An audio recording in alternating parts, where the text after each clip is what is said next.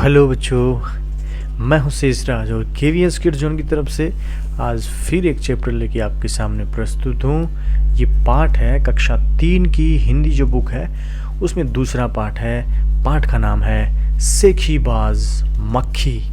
एक छोटी सी कहानी है, एक शेर की और एक मक्खी की कहानी है। ठीक है, पाठ है दूसरा, कक्षा है तीसरी, पुस्तक है हिंदी की रिमझिम की। आइए पढ़ते हैं इस पाठ को। एक था जंगल। उस जंगल में एक शेर भोजन करके आराम कर रहा था। इतने में एक मक्खी उड़ती उड़ती वहां पर आ पहुंची। शेर ने 2-3 दिनों से स्नान नहीं किया था, नहाया नहीं था शेर महाराज। इसलिए मक्खी शेर के कान के एकदम पास भिन भिन भिन करने लगी। शेर को बहुत मुश्किल हो रही थी भैया, बहुत मुश्किल से उसको नींद आई थी और उसने पंजा उठाया तो मक्खी जो थी वो उड़ गई। यानी शेर सो रहा था, मक्खी आई कहीं से और उसके कान के पास में भिन भिन भिन भिन करने लगी, क्योंकि वो नहाया नहीं था 2-3 दिन से शेर महाराज। और उसने पंजा मारा, जो ही पंजा मारा मक्खी उड़ गई। ठीक है, लेकिन फिर से शेर के कान के पास में भिन भिन शुरू हो गई।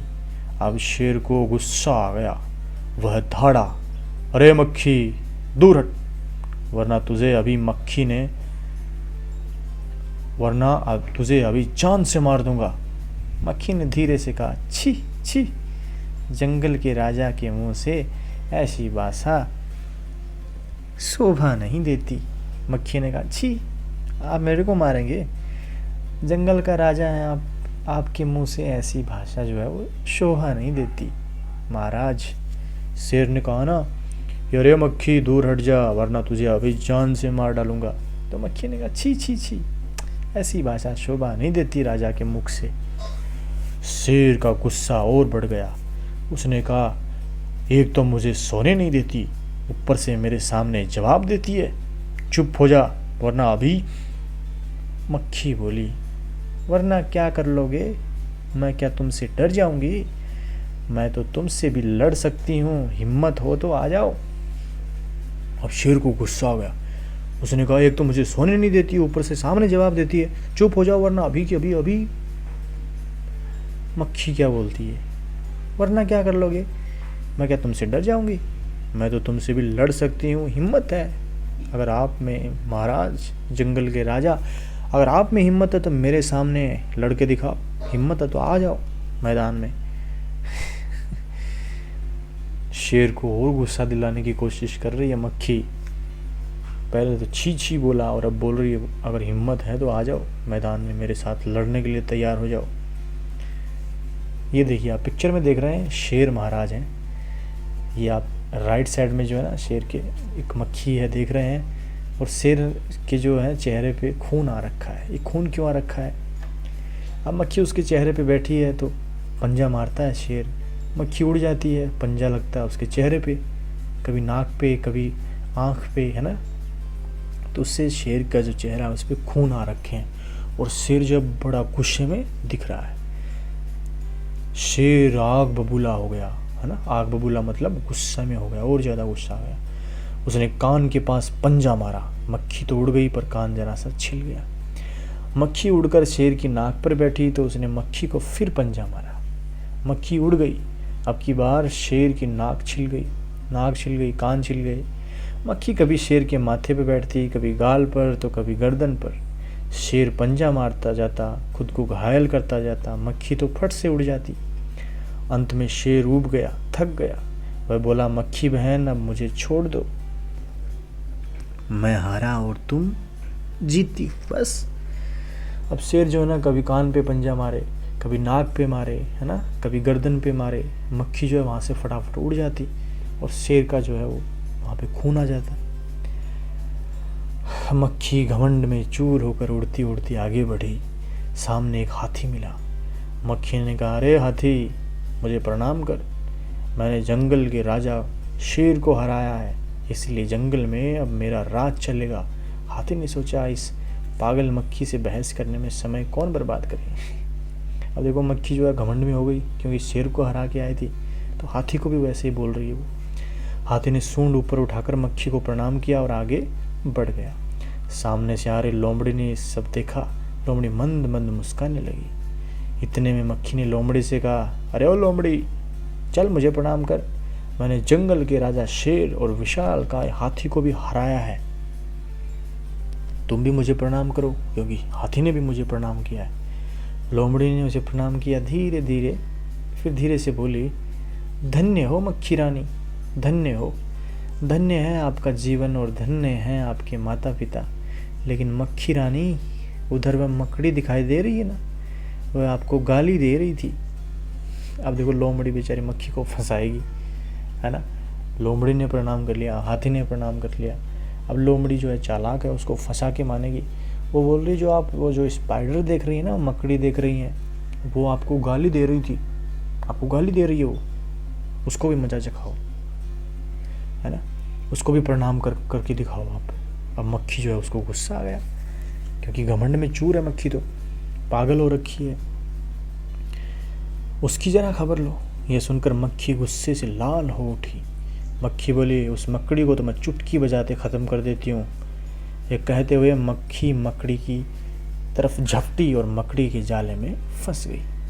मक्खी जाले से छूटने की ज्यों कोशिश करती गई, त्यों उस जाले में और फंसती गई। थक गई बेचारी, हार गई, है ना। यह देख कर कि लोमड़ी जो है वो मंद मंद मुस्काती हुई वहाँ से चलती बनी। लोमड़ी जो है उस मक्खी को जाल में फंसा करके वहाँ से चल दी।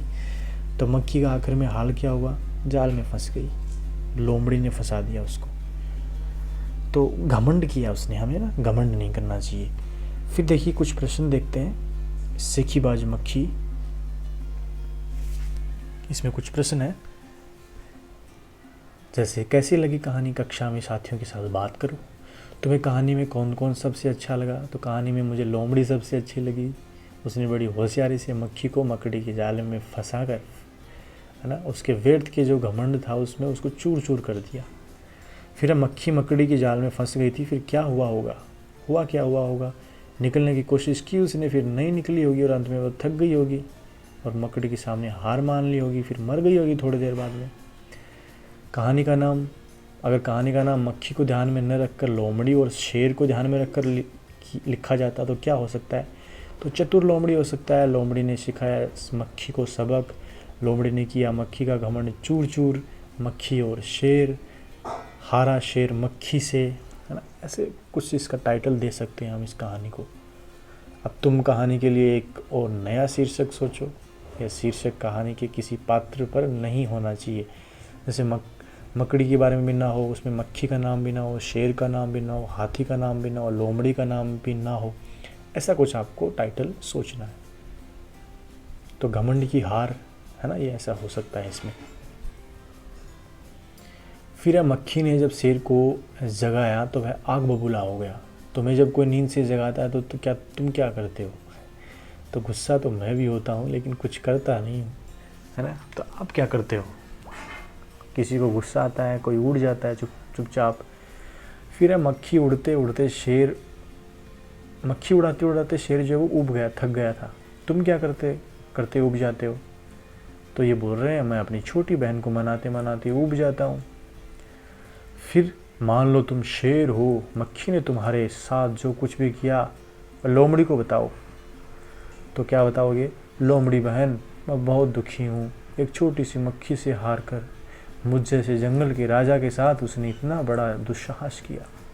देखने में इतनी छोटी है किंतु मुझसे लड़ने को तैयार हो गई। मेरे गुस्सा का उस पर कोई उत्तर नहीं पड़ा, कोई असर नहीं पड़ा उस पर। वह कभी मेरे कान पर तो कभी मेरी नाक पर बैठ जा रही थी। जब मैं उसे पंजे से मारना चाहता वह उड़ जाती। मैंने उसकी हरकतों से परेशान होकर हार मान ली। भगवान ने चाहा तो उसका घमंड अवश्य चूर चूर हो जाएगा। शेर तो भोजन करके आराम कर रहा था। तुम खाना खाकर क्या करते हो? लेट जाते हो या कभी